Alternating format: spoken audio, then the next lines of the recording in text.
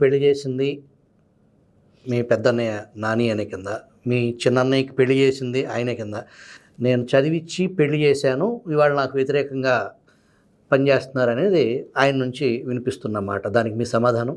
పెళ్ళిళ్ళు చదువులు అనేవి నిజంగా కూడా మా తాతగారు మేమిద్దరం 9వ తరగతిలో, ఆయన ఇంటర్మీడియట్లో ఉండగా మా తండ్రి గారు, నేను 3వ నెల అమ్మాయిగా ఉన్నప్పుడు మా తండ్రి గారు చనిపోయారు. మా తాతగారే కుటుంబ భారాన్ని మొత్తం ఎత్తుకొని మమ్మల్ని చదివిస్తుండేవారు. కేశినేని వెంకయ్య గారు. ఆయన మా పెద్దన్నయ్య గారు ఇంటర్మీడియట్లో ఉండగా ఆరోగ్యాలు క్షీణించడం వల్ల, ఆయన ముందుగా పెద్దవాడు అవటం వల్ల, ఏ ఇంట్లో అన్నా హిందూ ధర్మం ప్రకారం ఎక్కడ చూసినా ఏ ఇంట్లో అన్నా పెద్దవారికి బాధ్యత అప్పగించడం సహజమే కాబట్టి బాధ్యత అప్పగించారు. అన్నీ ఆయన చేతిలో పెట్టారు. ఆ క్రమంలోనే ఉమ్మట్లో మా పెళ్ళిళ్ళు అయితే చేశారు, చదివిచ్చారు. ఇప్పుడు ఉమ్మటిని నా అని అనుకోలేం కదండి. ఉమ్మట్లో చదివించిన మాట వాస్తవం, మా పెళ్ళిళ్ళన్నీ కూడా ఉమ్మట్లోనే అయిన మాట వాస్తవం. ఇప్పుడు వారి నోటితో వారే కదా చెప్పారు 99 దాకా కలిసే ఉన్నామని. 99 నాటికి నాకు 2 పిల్లలు, వారికి 2 పిల్లలు, రెండో ఆయనకు కూడా 2 పిల్లలు, ఒకళ్ళ పిల్లలు పుట్టేశారు. ఇంకా అందులో చేపించారన్నది వాస్తవం. ఉమ్మట్లో ఎక్కడన్నా జరిగేదే. రాజకీయంగా ప్రత్యర్థులుగా ఉండటం, ఒకే ఫ్యామిలీలో పలు పార్టీల నుంచి పోటీ చేయటం అనేది ఇదేం కొత్త కాదు. చాలా సంవత్సరాల నుంచి మనం చూస్తూనే ఉన్నాం. ఒకే కుటుంబంలో కొడుకు ఒక పక్కన ఉంటాడు, తండ్రి ఒక పక్కన ఉండే పరిస్థితి ఎదురుపడిన. కానీ మీ కుటుంబంలో ఎందుకు ఇంతలాగా ఈ ఆరోపణలు, రోడ్డును పట్టడం, ఈ రాయగూడని పత్రికలు రాయగూడని టీవీలో చూపించలేని భాషని వాడే పరిస్థితికి కారణం ఏంటంటారు? అది నాకు తెలిసి అది యాక్చువల్గా దురదృష్టకరం, జరగకూడదు. మరి అది అమాయకత్వం అనుకోవాలా, సహించనంతనం అనుకోవాలా అనేది, ఎవరేం మాట్లాడారనేది ప్రజలే చూస్తున్నారు. మాట్లాడిన వారి విచక్షణకు వదిలేస్తున్నా, ప్రజలే నిర్ణయిస్తారు. నాకు తెలిసి అయితే మా కుటుంబంలో ఎవరు అవినీతి పరులు కాదు. ఉన్నది పోగొట్టుకుని ప్రజలకు ఇచ్చేవాళ్లే కానీ ఎవరి దగ్గర తీసుకున్న వాళ్ళం అయితే కాదు. తెలుగు వన్ వేదికగా ఇలాంటి పరిస్థితుల్లో ఉన్న కుటుంబాల్లో వ్యక్తిగత విషయాలు రచ్చకెక్కకుండా మీరిచ్చే సందేశం ఏంటి?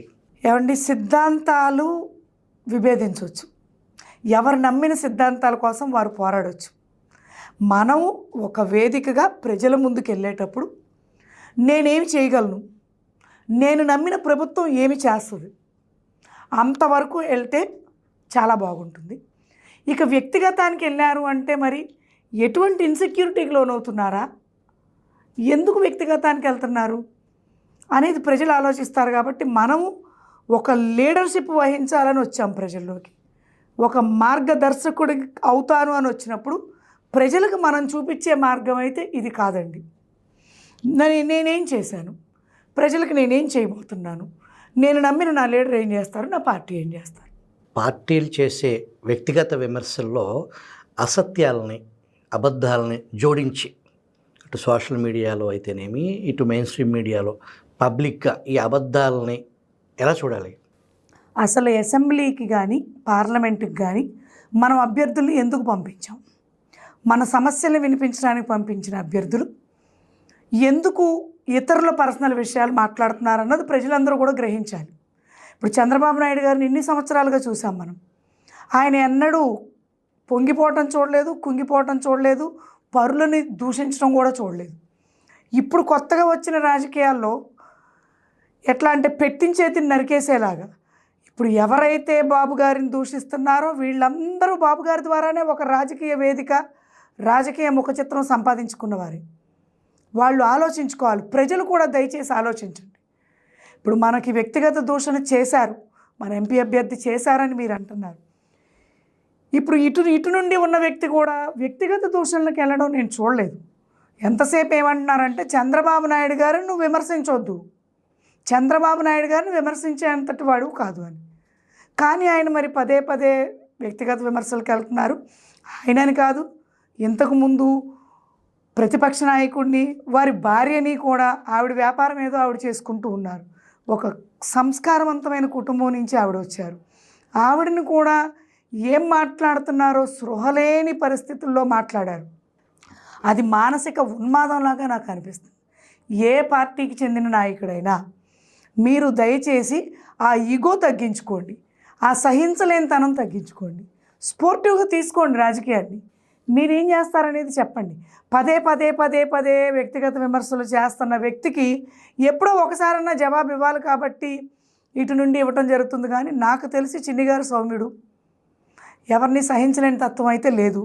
ప్రజల సొమ్ము తినేవాడైతే 3 సంవత్సరాలుగా సమాజ సేవతోటి అన్న క్యాంటీన్లని కానీ మెడికల్ క్యాంపులని కానీ ఖర్చు పెట్టరండి. ఇచ్చిన డబ్బులే తీసుకుని దాసేసుకుంటారు. అవి కూడా జరుగుతున్నాయి కొన్ని చోట్ల.